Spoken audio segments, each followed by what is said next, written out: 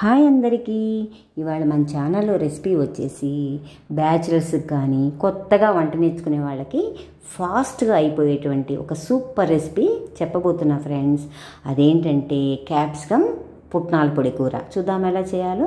ముందుగా ఏం చేస్తారంటే 3 ఉల్లిపాయలు సన్నగా కట్ చేసేసి 1/2 కేజీ క్యాప్సికమ్ సన్నగా కట్ చేసి పక్కన పెట్టుకోవాలి. తర్వాత స్టవ్ వెలిగించి బాండి పెట్టి కాస్త ఆయిల్ వేసి, ఆయిల్ వేడెక్కగానే శనగపప్పు, మినపప్పు, ఆవాలు వేసేసి పోపు అంతా వేగంగానే అందులో కట్ చేసుకున్నటువంటి ఉల్లిపాయలు వేసి పచ్చివాసన అంతా పోయేటట్టుగా వేయించేసేసి, తర్వాత క్యాప్సికమ్ ముక్కలు కూడా వేసేసి ఉప్పేసి మగ్గబెట్టాలి. ఆ ముక్కలంతా మగ్గంగానే చివరిగా కాస్త కారం వేసి పుట్నాల పొడి జల్లండి పైనంతా. సూపర్గా ఉంటుంది ఫ్రెండ్స్. ఈ కర్రీ తప్పకుండా ట్రై చేయండి. చాలా చాలా బాగుంటుంది. రొట్టెల్లో కానీ అలాగే రైస్లో కానీ చాలా బాగుంటుంది. Thank you friends. Please like, share and subscribe my channel. Thank you.